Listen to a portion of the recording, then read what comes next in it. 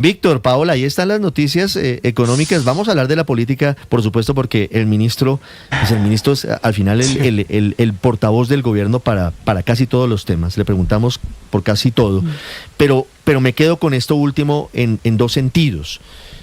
Uno, que evidentemente está sobre la mesa la posibilidad de una emergencia económica, ¿no? Claro. Eso es claro, el presidente lo ha dicho. Muy abierta esa posibilidad. Y la información que tenemos es que ese decreto se expediría entre hoy y mañana, específica y claramente. Y dos, que creo que es la noticia, que el aumento del mínimo podría ser incluso por encima del 12%, Víctor. Terrible. Sí. Y muy importante, Ricardo. O sea, tienen 48 horas desde el 15 de diciembre, es decir, esas 48 horas ya están culminando para presentar salvedades las partes y para ver si hay nuevas intenciones reales de llegar a una concertación. Pero eso no pareciera, Ricardo, porque nadie se movió ni un milímetro, ni un centímetro, ni los empresarios, ni las centrales obreras. Eso quedó así. No, pero nos acaba de decir el ministro, básicamente Víctor, la decisión quedaría en...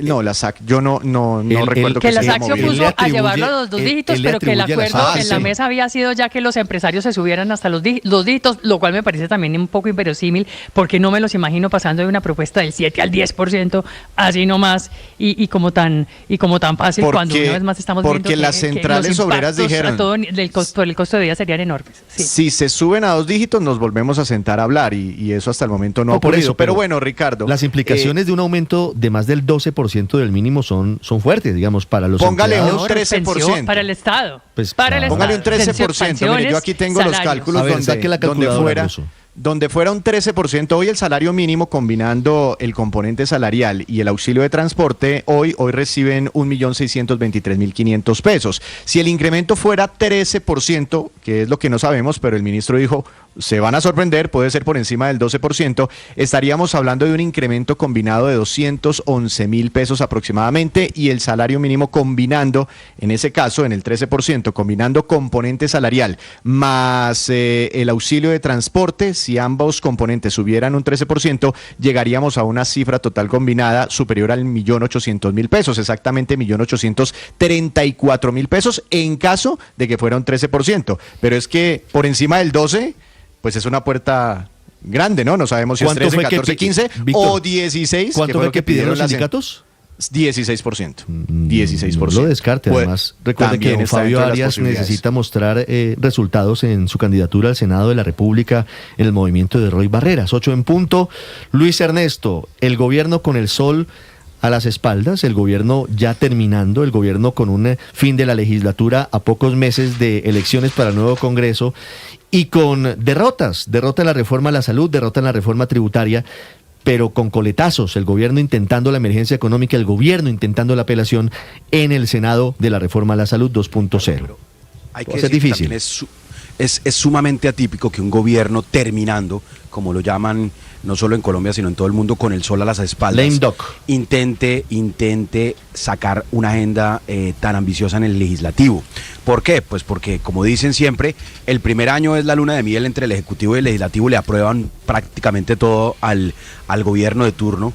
Pasó con el gobierno Petro y ha pasado con los anteriores gobiernos, y el último año es, como dicen los mismos congresistas, el año de los congresistas, que es donde ellos sacan sus propias iniciativas y donde le queda muy difícil al Ejecutivo sacar cosas, y por eso pues no sorprende que se haya hundido la reforma a la salud, no sorprende que se haya hundido la reforma tributaria. Lo que sorprende es que el gobierno haya insistido, y la realidad es que el gobierno insiste no porque crea o porque haya creído realmente que pudiera lograr una aprobación de la reforma a la salud o de la reforma tributaria, sino porque quieren munición para la campaña.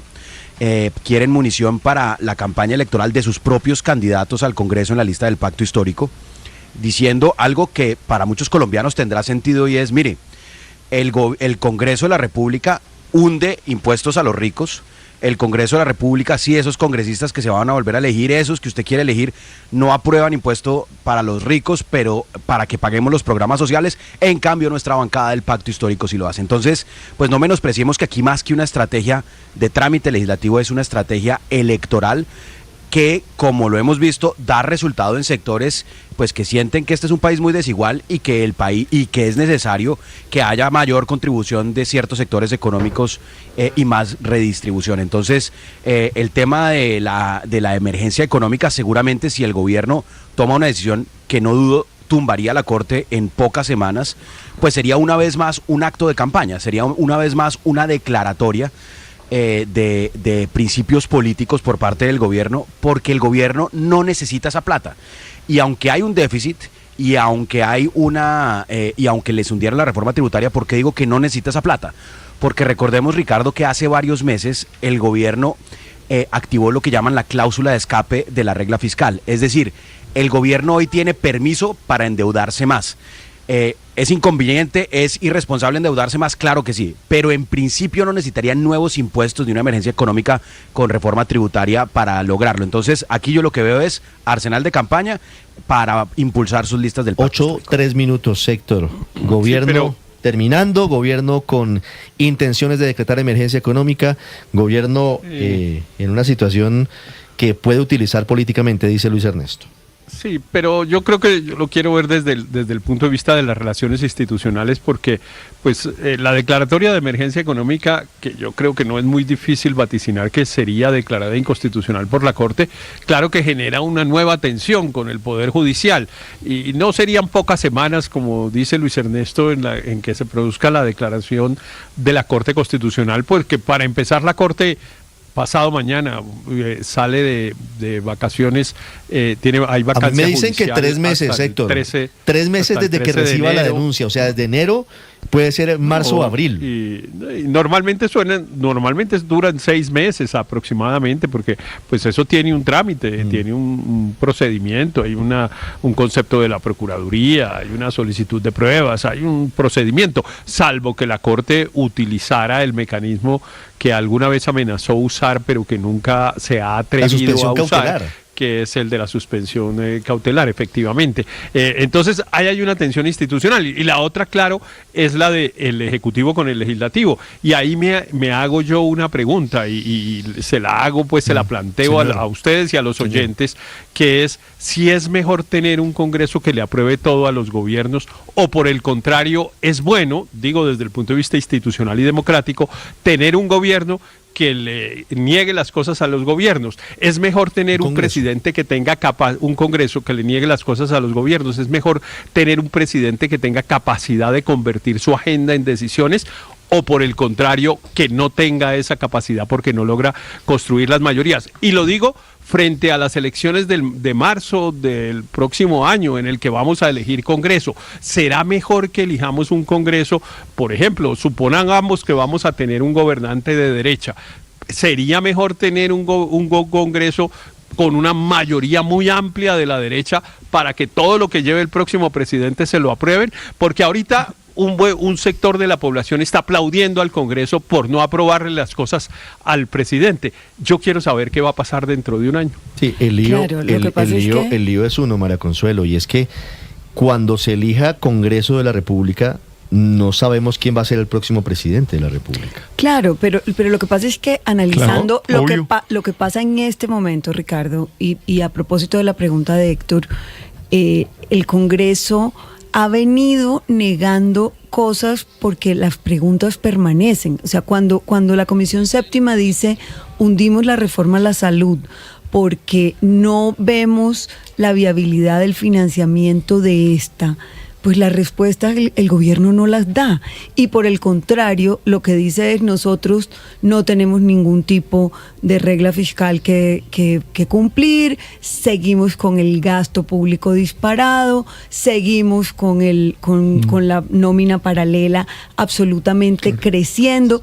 Entonces, es un diálogo de sordos. O sea, aquí no es que el Congreso de antemano diga no y no, sino que las respuestas cuando se plantean las preguntas no existen por parte del gobierno. Esa relación se ha deteriorado, ya estamos en el final de la relación entre Congreso y gobierno, que empezó siendo, María Consuelo, una relación de luna de miel. Yo no sé cómo vaya a ser en el próximo gobierno, pero usualmente el Congreso de la República que se elige trabaja muy de la mano y está de plácemes con el gobierno que entra y le aprueba todo en el primer año. Se construyen las mayorías y siempre se negocian los proyectos a pesar de que no sean de los partidos que pusieron al presidente.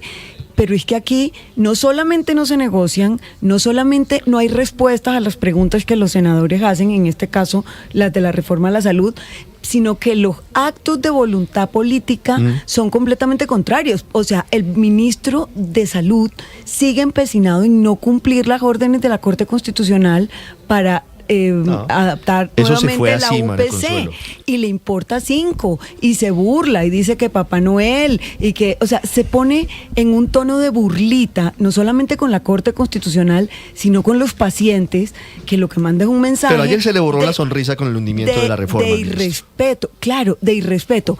Y para completar, cuando hunden los proyectos votando en democracia, entonces los insultan, porque entonces viene la andanada de insultos del ministro de Salud, del Interior, a decir que todos los congresistas son unos corruptos. 8, o sea, realmente es una relación muy difícil de mantener en esos Álvaro, términos. es que eso es como cuando una relación de pareja ya está en las últimas. Esto ya no hay respeto ni nada, eso se fue así. Pero empezaron de luna de miel. No olvidemos que siempre los congresos empiezan de la mano, abrazaditos del presidente que llegue, sin importar quién es. Y pasó con el presidente Petro también, Álvaro. Lo que va a preguntar la historia es si esta polarización tan brutal, esta guerra abierta entre gobierno y oposición, para buscar réditos políticos ambos, y vamos a ver cuál de los dos aprovecha electoralmente todos estos actos que terminan siendo un poco irresponsables con el país, cuál, si se hubiera podido evitar, al final quién lo aprovechó más. Pero más allá de la política, que lo obnubila todo y lo envilece todo, lo que estamos viendo es que el Estado no se está coordinando para atacar problemas muy serios, como el tema de la salud, que produce muertes, y la desfinanciación del Estado que afecta a los problemas sociales, y la financiación de las fuerzas militares, por culpa de esta polarización absurda que algunos aplauden y le echan leña todo el día, y después se quejan de que el otro reaccione. Pues así funcionan las guerras. Las diferencias ideológicas entre oposiciones y gobiernos son naturales, pero las democracias se concilian porque los problemas no se solucionan con posiciones ideológicas. Si usted va al tema de plata, por ejemplo, claro que se puede endeudar más, pero acabamos de oír todo lo que vale el endeudamiento, lo irresponsable que sería. Lo lógico es conseguir nuevos ingresos, como se ha hecho en todos los gobiernos, porque el crecimiento altísimo del presupuesto colombiano viene desde hace décadas, y por eso los gobiernos hacen 1, 2, 3 y hasta 4 reformas tributarias, poniéndose de acuerdo, y a nadie le gustan esos impuestos. Pero es que yo no recuerdo un todo está reducido a esta guerra irresponsable, Álvaro, y todos los que están metidos en la guerra tienen que aceptar que el otro está actuando igual que ellos. Yo no recuerdo un gobierno que haya impulsado una reforma tributaria en el último tramo del mandato. Es que es muy desgastante. La reforma de la salud no iba a resolver los problemas de la salud. Y no hay intención de, digamos, esa intención de llegar a un porque se hundieron otras leyes de financiamiento. Sí. Tenemos una crisis fiscal enorme. Por eso a estas horas de la vida se está buscando recursos. ¿Usted recuerda que la primera y al final se consigue? La primera pero Álvaro, el manejo del gobierno ha sido totalmente irresponsable en lo que tiene que ver con el presupuesto. Yo no sé, yo no estoy en esa labor de repetir hasta el cansancio que pero todo se reduce a Petro. Yo creo que el sistema político de la mesa. Yo creo que el sistema político es muy responsable porque no está llegando Álvaro, a acuerdos mínimos para poder que la gente tenga mínima salud y que las Fuerzas Armadas tengan gasolina para los helicópteros. 80 billones dejó de ejecutar el año pasado. Esta pelea política está llevando a esa irresponsabilidad, y la historia le irá a cobrar. Pues esa siempre ha sido su tesis, pero ¿por qué no? Aurelio, yo le tengo una pregunta a Aurelio, las órdenes de que es profesor de economía, Ricardo, perdón. Aurelio, dígame, Felipe. Y Luis Ernesto, que son los economistas de la mesa. ¿Ha sido objetivamente responsable el manejo fiscal del gobierno Petro? Aurelio. El gobierno de Petro lleva 4 reformas tributarias. 4. Álvaro, lleva 4. La del 2022, la del alza de los combustibles, la del catatumbo y la de aumento de la base y el porcentaje de la retefuente para el año entrante. Vamos para la otra con la emergencia económica. No, por eso, y el gobierno no se da cuenta, no hace la lista de los viajes del presidente, del séquito, de la primera dama Verónica Alcocer, de lo que valen los procesos de paz con los grupos ilegales. Leí hace apenas unos días que el de la disidencia costaba 30.000 millones de pesos. No, pero es que al final esa plata, María Camila, puede el gobierno justificarla bajo la intención de buscar la paz. No, pero abrocharse un poquito el cinturón, porque es muy rico gastar con la plata de otros. Sí, pero el gobierno puede ser, por ejemplo, en las OPS que están disparadas en las órdenes de prestación de servicios. El gobierno Petro... para responder a Felipe, el gobierno Petro no ha sido responsable fiscalmente, pero ha sido más responsable que el gobierno de Duque, que tanto defiende Felipe acá. ¿Por qué? Porque tomó una de las decisiones más impopulares y difíciles de implementar, pero las más responsables fiscalmente, que es quitarle el subsidio, quitarle el subsidio a la gasolina. El hueco fiscal no es por la pandemia, Ricardo. El hueco fiscal más grande que tiene la nación es porque de manera irresponsable durante años se dejó un subsidio a la gasolina, al diésel, el FEPEC. Entonces, la respuesta, Felipe, es no lo ha hecho muy bien, no lo ha hecho muy bien el gobierno, no lo ha hecho muy bien el gobierno Petro, pero lamentablemente todos los gobiernos, Ricardo, casi todos los gobiernos son igual de irresponsables. El único gobierno que se apretó el cinturón, que tuvo que afrontar Petro, aparte de fortalecer los grupos al margen de la ley. ¿Y qué tiene que ver la gasolina y el subsidio a la gasolina con la pandemia? Porque Felipe, es que la gasolina no la, por favor. Luis Ernesto, la gasolina no la subieron en el gobierno del presidente Duque para evitar mayor colapso de la economía por cuenta de la pandemia. No, pero Felipe, Ricardo, eso sí por supuesto. Digamos, no esa fue una de las medidas que se tomó en su momento frente a eso. Pero realmente los costos de la pandemia eran el subsidio a las empresas, los costos de las UCIs. En eso sí estoy de acuerdo que se han endeudado, pero para sostener un subsidio irresponsable a gasolina, además, pasados los años de la pandemia, ya concluyo, Aurelio, pasados los años de la pandemia, estoy hablando del año 22, no quiso mover, el presidente Duque nunca quiso mover ese subsidio. Entonces, Ricardo, el gobierno Petro ha sido gastón, sí, pero recortó en uno de los desangraderos más grandes que tiene la nación. No pudimos superar a Iván Duque. Está a 8 meses de irse Gustavo Petro y no pudimos superar a Iván Duque. Bueno, pero por lo menos agradezca que no nos fuimos para Álvaro Uribe 2002. Aurelio. Ricardo, una pequeña cosa. Eso de la gasolina es un cuentazo, porque la plata se la debe Ecopetrol. Entonces van y se la pagan a Ecopetrol y Ecopetrol se la devuelve al gobierno en forma de dividendos. Dejemos de echar ese cuento de la gasolina y que es que la plata se pagó. ¿Y quién la tiene? La tiene el gobierno.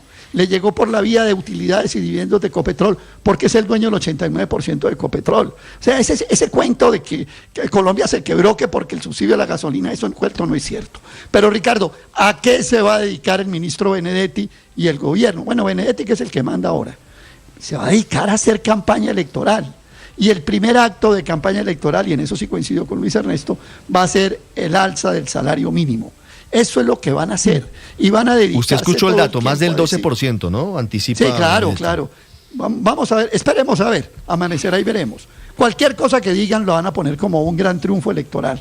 Pero además, Ricardo, se van a dedicar en la campaña a lo que se dedicó Álvaro Forero ahora. El bloqueo institucional, el bloqueo no sé qué, es que no dejan. No, el legislativo es independiente y tiene la facultad constitucional y legal de oponerse a lo que quiera y aprobar lo que quiera. ¿Quién ha dicho que los congresos tienen que ponerse a aprobar o a no aprobar, a aprobar todo lo que diga el gobierno y a conciliar? Pueden no conciliar. No se nos olvide el famoso, ¿cómo llamaba Fernando Cepeda? El famoso binomio gobierno-oposición. Así funcionan las democracias, así funciona en Inglaterra, así funciona en todas partes del mundo. No tuvo el Partido Demócrata al gobierno norteamericano como 2 meses en lo que se llamaba la parálisis. El cierre fiscal, el cierre del gobierno. Claro. Como siempre, como toda la vida, como le ha tocado a todos los presidentes de los Estados Unidos. No se aprueba un presupuesto de Estados Unidos hace años. Por eso queda sobre la mesa la pregunta de Héctor, que yo creo que no tiene respuesta clara. ¿Qué le convendría más al país? ¿Un Congreso mayoritariamente afín al presidente que llegue?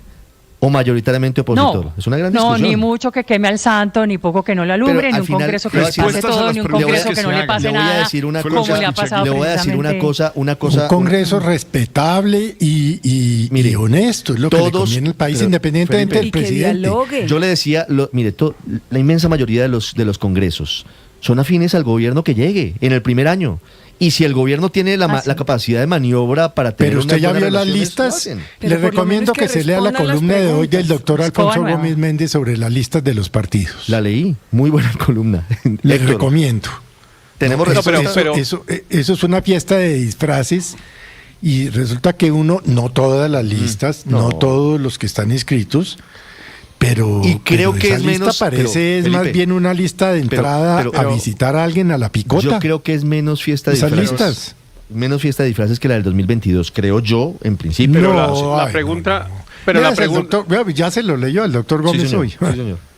La pregunta sigue en el tintero, no vamos a Ricardo, tener respuesta porque es que no vamos a tener, no nos vamos a poner de acuerdo en la respuesta, pero pues cada uno puede tener una respuesta, porque yo sí creo que para una democracia es mejor tener una situación institucional como la que tenemos hoy. Claro. Pero esa no es la que quieren las personas de derecha a partir del 8 de agosto. Las personas de derecha a partir del 8 de agosto lo que quieren es que en el Congreso saquen como un ferrocarril todo de un momento para otro y ojalá con la menor discusión posible. ¿Quién lo ha dicho? A todos los sectores políticos de derecha, a todos los sectores políticos de derecha, porque es que, bueno, para empezar, tanto la derecha como la izquierda están llamando a sus militantes, a sus simpatizantes a votar para obtener mayorías en el Congreso. Entre otras cosas, la propia izquierda lo está diciendo. La izquierda está diciendo, la izquierda y la derecha.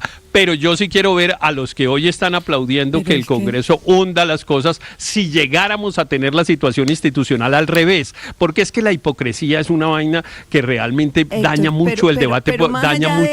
Tachar a la gente de hipócrita, yo le pregunto, en el caso de la reforma a la salud, ¿cuál ha sido la constante? El gobierno a imponer... De hecho, cuando Carolina Corcho se sentaba con los directores de los partidos en ese momento, Efraín Cepeda y Dilian Francisca Toro, que estaba en la U, y convenían y concertaban ciertas cosas, al día siguiente salían las ponencias totalmente contrarias a lo que habían concertado. Y ahora el ministro Guillermo Alfonso Jaramillo no solamente... no concerta, no conversa, sino que incumple lo que dice la Corte Constitucional y se burla de los congresistas. O sea, aquí no es que haya existido un bloqueo y una negación per se, es que el gobierno de manera sistemática, por lo menos en la reforma a la salud, lo que ha hecho es irrespetar a los congresistas. Pero entonces, no seamos ingenuos, María Consuelo. Así es imposible aprobar las cosas. En el Congreso lo que hay es política. Sería indigno del Congreso. En el Congreso lo que hay es política y claro que la oposición está para oponerse, no para aprobar, sino para oponerse y ese es su papel y yo se lo aplaudo a este o al que venga para el siguiente gobierno, el que tenga el papel de oponerse se opone, primero. Sí. Segundo, el que tiene las mayorías no negocia. Cada vez que alguien dice es que vamos a negociar es porque no tiene las mayorías, pues claro. Porque por ejemplo en el gobierno del presidente Uribe, para devolvernos así le moleste a Felipe que invoquemos la historia colombiana. Pues en el gobierno del presidente. En el gobierno del presidente Uribe, cuando bajaron las horas extras y los recargos dominicales y tal, no negociaron con los sindicatos, impusieron la mayoría. El que tiene la mayoría no negocia. Pero en este la no política. La tiene la y no negocia tampoco. Exacto. Y no negocia tampoco. Y por eso se las niegan. Pero además, no, déjeme decir una. Pero además, déjeme decir una última cosa. Señor. Desgraciadamente en Colombia, la negociación no es con argumentos, sino compuestos. Y resulta que a los ministros que empezaron a hacer eso con el gobierno del presidente Petro, que es lo mismo que hacían los gobiernos anteriores, pues están al borde de la cárcel. Ahí tienen una solicitud de medida de aseguramiento por hacer exactamente lo mismo que hacían los ministros de los gobiernos anteriores. Lo que pasa es que lo están haciendo con plata en efectivo, ¿no, Héctor? Tal vez esa es una diferencia, con maletines, 3.000 millones para uno, 1.000 millones para otro. No, esa es una diferencia. A pero propósito, Héctor, usted lo que está haciendo aquí, ya le voy a hablar de pero Pedro Ramón Héctor, González, usted lo que está haciendo acá que fue es lo que nos fotografiado criticó durante tanto tiempo. En trencito bailando en Nicaragua. Sí, pero lo que tanto nos criticó durante tanto tiempo que era que no pusiéramos como decía usted, como las batallas de delincuentes. No, es que como ellos fueron delincuentes. El empate delincuencial. Usted no, es que yo pero no pongan eso en batalla. Es malo que lo haga este gobierno. Me explico. Yo no estoy proponiendo que el gobierno lo haga, me parece pésimo que lo haga, y por eso yo digo, la situación actual me encanta. Yo lo que quiero es que los que están del otro lado no cambien sus argumentos a partir del 8 de agosto. El 8 de agosto vamos a tener un gobierno de derecha o de centro derecha, que seguramente algunos de ustedes van a estar defendiendo, y van a estar defendiendo que esté haciendo politiquería para lograr mayorías en el Congreso. Echemos para pero usted va a estar defendiendo a la izquierda en ese momento, entonces quedamos bien. Esperemos, echemos la historia más para atrás, más allá de Duque. Yo me acuerdo, por ejemplo, de los desayunos con César Gaviria, Riveros en el Ministerio de Gobierno. También así se conseguían mayorías, ¿no? O sea, la historia la echemos la completa, no la echemos a 3 o así, no, echémosla desde el 90. Los famosos desayunos en la Casa de Nariño de César Gaviria. 8:22 minutos. Estás escuchando